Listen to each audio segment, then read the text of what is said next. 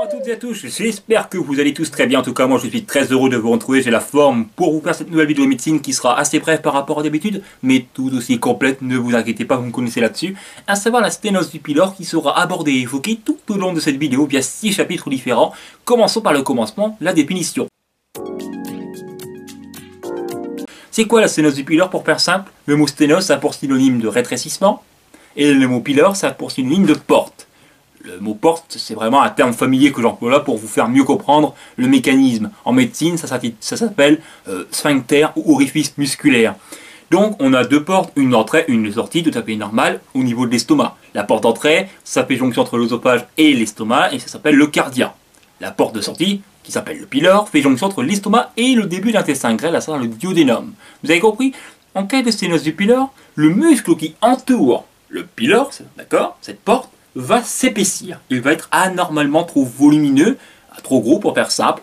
Et dans ce cas-là, eh bien, il va y avoir la zone de passage du pylore qui va se rétrécir considérablement, voire totalement, entraînant donc des régurgitations ou des vomissements, car l'estomac, désespérément, va se contracter énormément pour faire évacuer ce qu'il contient. Mais en faisant cela, eh bien, ça va surtout remonter par le haut, essentiellement. Je vous montre l'intestin grêle qui est le centre de notre tube digestif. C'est là où tout ce que l'on mange va s'absorber directement par voie sanguine et lymphatique. Donc les aliments deviennent à ce moment-là des nutriments. Il est constitué de trois parties principalement. Donc la première c'est le duodénum que je viens d'évoquer. Deuxième c'est le jejunum. Et troisième l'iléon. Chaque partie ça sert à absorber ce que l'on mange, nutriments, donc les protéines, les glucides et encore les lipides. Bref, surtout au milieu de l'intestin grêle, au niveau de l'iléon. Et le pylore, il va s'ouvrir petit à petit quand l'estomac a fini de prédigérer les aliments. Donc il s'ouvre pour laisser passer la quantité d'aliments vers l'intestin grêle. Mais en cas de sténose, cela est, on va dire, il y a une obstruction au niveau du pylore et dans ce cas-là, le contenu gastrique n'arrive pas à atteindre l'intestin grêle. Imaginez bien, il y aura des conséquences directes sur la santé du nourrisson, comme une malnutrition qui va s'en suivre, une perte de poids, ou encore la déshydratation. Car des vomissements répétés, surtout dans le temps, eh bien ça va entraîner une déshydratation et on sait très bien que cela est dramatique chez les nourrissons et les personnes âgées en général. C'est pour ça qu'il faut impérativement faire quelque chose, diagnostiquer la cause et aussi bien subir un traitement. D'accord? Voilà tout ce que j'avais à dire. Alors cette affection, elle concerne, je vais montrer d'autres dessins après, hein. Elle concerne nettement plus les garçons que les filles et c'est aux alentours de la 15e au 20e jour de la vie que les nourrissons vont être concernés en cas de sténose du pylore. Ça peut être jusqu'à l'âge de 6 mois, pas plus. En général, après 3 mois, c'est rarissime. C'est surtout la 2e et la 3e semaine qu'il va y avoir le sténose du pylore qui sera tellement épaissi. Au début, ça ne va pas gêner le nourrisson. Il va bien digérer ses aliments, le lait, ça va passer dans l'intestin grêle, car il n'y a pas d'obstruction. Mais progressivement, regardez bien, je fais mon trait, progressivement, le muscle pylorique va s'épaissir considérablement. Et dans ce cas-là, eh bien, avec le temps, ça va entraîner une obstruction, donc au niveau de la zone de passage que constitue le pylore. Vous avez compris maintenant le mécanisme? Alors, je vais vous montrer un dessin qui montre le fond de l'estomac, l'antre, et aussi le début de l'intestin grêle, le duodénum, mais c'est surtout là que ça nous intéresse, c'est la jonction entre ces deux organes. Et vous voyez bien les deux points, les ronds en blanc, eh bien c'est la sténose, c'est une zone de rétrécissement, et dans ce cas-là, on regarde bien au milieu, il y a une toute petite ouverture, une minorité du contenu gastrique arrivera à passer, une majorité remontera surtout par le haut. Voilà tout ce que j'avais à dire. Je vais aussi montrer les différentes parties qu'on a dans l'estomac. On a deux portes comme je l'avais dit, vous allez les voir même si je ne l'ai pas colorié. Alors ici on a l'œsophage, d'accord, le cardiaque est ici, et en bas le pylore. On a plusieurs parties évidemment, mettez sur pause pour mieux apercevoir ce dessin que j'ai fait de ma main. Et vous verrez donc il y a plusieurs parties, il y a le fundus en haut, au milieu de l'estomac on a le corps et dans le fond, le bas de l'estomac on a l'antre, d'accord. On a également la grande courbure et la petite courbure, c'est au niveau de la morphologie de l'estomac, je veux dire par là, voilà. Je vais aussi parler du reflux gastro-œsophagien qui est la première cause des vomissements chez le nourrisson et la sténose du pylore est la deuxième cause après le reflux gastro-œsophagien des vomissements chez le nourrisson, d'accord. Et vous aurez compris l'âge qui concerne est à la tranche d'âge et surtout entre la 2e et 3e semaine que la sténose du pylore va se révéler par les symptômes et les signes révélateurs. et parfois alarmant. Donc là on voit des dessins qui vous montrent, qui vont faire apercevoir le reflux gastro-œsophagien. Qu'est-ce que c'est? C'est fréquent chez le nourrisson, car c'est une petite immaturité du sphincter qui s'ouvre malgré qu'il n'y a rien qui passe dans l'œsophage. Donc la porte elle va s'ouvrir, et du coup il y a du contenu gastrique à l'intérieur de l'estomac qui va remonter dans l'œsophage et ça va le brûler. L'estomac est protégé par du mucus qui est protecteur, sinon avec l'acide chlorhydrique ça entraînerait une autodigestion. Seulement l'œsophage n'a pas ce système, ce mécanisme de défense. Et du coup, bien avec l'acidité, ça va l'irriter au départ, puis après le brûler et faire attention, d'accord? Et chez l'adulte aussi, c'est fréquent le reflux gastro-œsophagien, mais plus grave, car ça peut entraîner à terme une œsophagite, une inflammation de la muqueuse œsophagienne, pire encore, plus loin, si ça perdure et persiste des signes dans le temps, un cancer du bas œsophage. Donc attention, sinon chez le bébé, c'est relativement bénin. Et après tout rentre dans l'ordre, donc le cardia ici il est permis. Quand il y a le contenu gastrique à l'intérieur, d'accord, ça évite les reflux. Regardez bien, au niveau des flèches, c'est fermé. Par contre, ici, deuxième dessin, on voit qu'il est relâché, le sphincter, et du coup, bien, le contenu gastrique remonte dans le bas œsophage, et ça entraînera donc une légère ou une grande inflammation de la muqueuse œsophagienne, d'accord, et qu'il ne faut donc pas tarder les choses. Voilà tout ce que j'avais à dire. Je pense que vous en avez un petit peu plus su. Au niveau de la définition, j'ai dit tout ce que je savais. Maintenant, on va passer au deuxième chapitre, à savoir la symptomatologie, les symptômes et les signes qui doivent alerter en cas de sténose du pylore chez le nourrisson. Alors, deux signes révélateurs en général et caractéristiques de cette infection. D'une part, on a les crachats qui augmentent en fréquence avec le temps. Et deuxième, de l'autre part, on a les vomissements en jet. Les crachats sont normaux chez le nourrisson dans l'immense majorité des cas. Et faire attention aussi à un signe, les parents doivent en être alertés, c'est que l'augmentation de ces crachats vont se transformer progressivement avec le temps en vomissement en jet, de jet. D'accord? Donc là, il faut vraiment faire attention à cela. Et bien sûr, les signes plus ou moins révélateurs qui sont graves, en tout cas qui peuvent l'être et indiquer donc une gravité, ça va être des signes associés des conséquences directes sur la santé du nourrisson. Par exemple, malnutrition, une constipation, forcément des celles qui sont plus rares.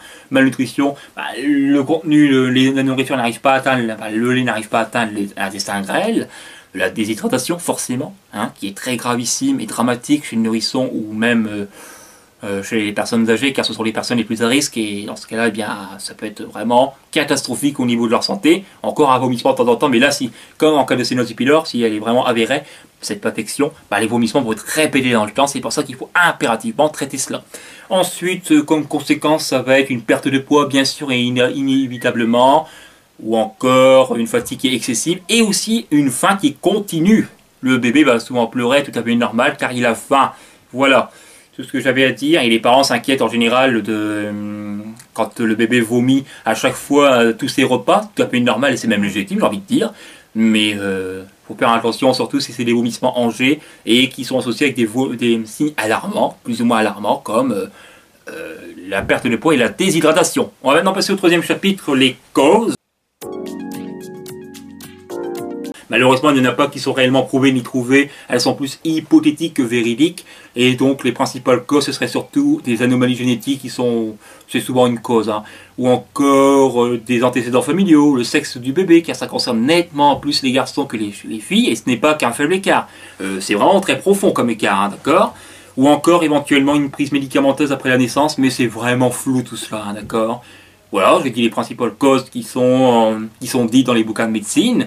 Passons maintenant au quatrième chapitre, la prévention. Hélas, tout comme les causes, il n'y a pas de prévention particulièrement à faire. Seulement, on peut reconnaître, et j'ai même envie de dire heureusement, là on doit reconnaître les signes révélateurs de la sténose du pylore pour éviter que le bébé il y a trop de conséquences sur sa santé. Donc il a besoin de soins, forcément. Et donc faire attention, comme je l'ai dit, aux crachats qui augmentent en fréquence et surtout qui vont se transformer en vomissement de jet, et si c'est associé, je le redis encore, à une perte de poids et surtout une déshydratation. J'insiste sur ce mot-là, sur ce terme, car chez le bébé, ça peut avoir les conséquences désastreuses. Encore un vomissement, je le dis, c'est rien, mais si c'est répété, là, faire attention. Tout comme on a déjà rien, encore une fois, des pertes en eau qui sont excessives et importantes, et dans ce cas-là, il faut vraiment faire attention. Cinquième chapitre, le diagnostic, comment on fait pour savoir si le bébé ou le nourrisson donc, a la sténose du pylore, on consulte son médecin qui ce dernier va l'ausculter et l'examiner et après prescrire tout ce qu'il faut. Adéquatement et conjointement, j'ai envie de dire, des tests sanguins pour voir s'il n'y a pas des anomalies sanguines qui seraient éventuellement présentes et surtout liées avec la sténose du pylore. Et surtout, eh bien, l'examen de préférence et l'échographie abdominale qui est très simple et c'est une intervention qui est mineure. Je veux dire par là que c'est un examen qui n'est pas indolore et qui va permettre au médecin de voir le muscle pylorique et de l'examiner. D'accord. En général, c'est vraisemblablement une sténose du pylore si il y a eu un épaississement de ce muscle pylorique. D'accord. Et deuxième diagnostic, examen qu'on peut faire passer, c'est plus rare, mais c'est également très précis, la radiographie spéciale, ou alors elle est également appelée déglutition parité, ou encore transit gastro-œsophagique. Non, alors, je reprends. Transit gastro-œso-gastro-duodénal. Voilà. Et comme c'est assez compliqué, on préfère l'épeler, donc on va dire TOGD. D'accord. Alors c'est quoi cet examen? Il consiste à faire boire au bébé du lait maternel ou un aliment lacté auquel on va ajouter du barium. C'est quoi? Tout très simple, c'est un produit de contraste. Ensuite, le médecin va faire passer une série de clichés, donc des radiographies successives, pour voir au niveau du muscle pylorique. Alors après, il y a des images, en cas de sténose, il va y avoir des images en ficelle. C'est caractéristique, vous allez vite comprendre. Forcément, comme le muscle est épais, il va y avoir un rétrécissement du pylore. Et tout ce qui va passer, s'il y a une petite ouverture minuscule, ça va repasser en forme de ficelle. Vous comprenez maintenant mieux? Ça, c'est caractéristique dans le cas de cet examen d'une sténose du pylore. Vous avez compris? Voilà tout ce que j'avais à dire.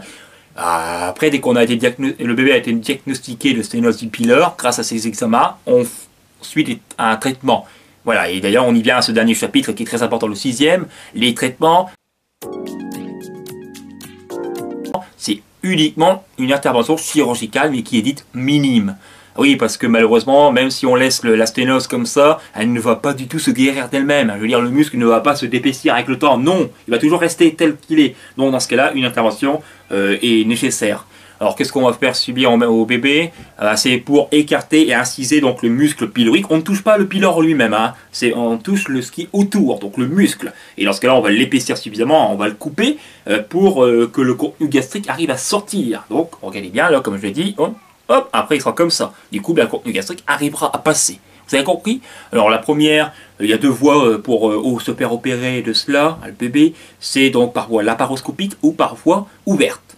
Voie laparoscopique, on fait une incision dans le nombril, le médecin va ensuite faire passer un petit tube et ça va le guider jusqu'au muscle pylorique. C'est très simple à comprendre. Et enfin, le deuxième examen par voie ouverte, là dans ce cas-là, c'est une, c'est une incision dans l'abdomen. Encore une fois, ça va le guider jusqu'à le muscle pylorique. Et il me semble que la chirurgie de cette affection s'appelle la pyloroplastie. Il me semble que je ne dis pas de bêtises. Et dans tous les cas, dans l'immense majorité des cas, ce traitement-là est efficace et tout rentre dans l'ordre. Il n'y aura pas de conséquences pour l'avenir du bébé, tout cela, pas du tout. Par contre, il peut échouer quelquefois, mais c'est rarissime car il se pourrait que le muscle n'a pas été coupé suffisamment, donc insuffisamment. Mais c'est rarissime. Et c'est un examen, une intervention chirurgicale qui dure à peu près une demi-heure à 40 minutes. Tout rentre dans l'ordre dès la suite de l'intervention. On va voir une amélioration, les parents vont le constater de toute façon, de par une prise de poids du bébé et des vomissements qui vont nettement diminuer en fréquence. Alors il se peut qu'après l'intervention, le bébé va encore subir les régurgitations, des petits vomissements, mais ils seront nettement réduits de façon considérable. Et dans ce cas-là, bien, tout va rentrer dans l'ordre dans les jours qui viennent. Et le bébé, oui, je l'ai dit, il va ressortir une journée ou 2 journées. Tout, voilà. Après, il sort de là et voilà, tout est nickel, tout simplement. Vous avez compris maintenant? Après, ça dépend des pays, parce que c'est vrai qu'il y a certains pays où ça ne se pratique pas, ça dépend. Donc là-dessus, c'est important à dire. Voilà tout ce que j'avais à dire. On va maintenant passer à la conclusion de cette vidéo. Qu'est-ce qu'il faut retenir? C'est très important.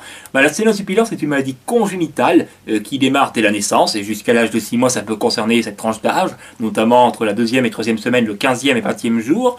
C'est un épaississement du muscle pylore, donc qui fait jonction entre l'estomac et l'intestin grêle. Du coup, comme ça va entraîner une obstruction, hop, comme ça, le contenu gastrique n'arrive pas à sortir. Dans ce cas-là, il se mobilise, l'estomac se contractant, et désespérément, et dans ce cas-là, tout remonte par le haut, et donc ça peut être de façon brutale, c'est vrai, ça peut être assez impressionnant, quelquefois les parents sont très surpris de cela, c'est un peu normal, et là, dans ce cas-là, des vomissements engendrés pour se produire de façon répétée, entraînant donc une déshydratation. C'est très important ce terme-là parce que chez un bébé, je le redis encore, c'est dramatique. Et dans ce cas, le diagnostic pour la sténose du pylore, c'est essentiellement l'échographie ou alors la radiographie spéciale.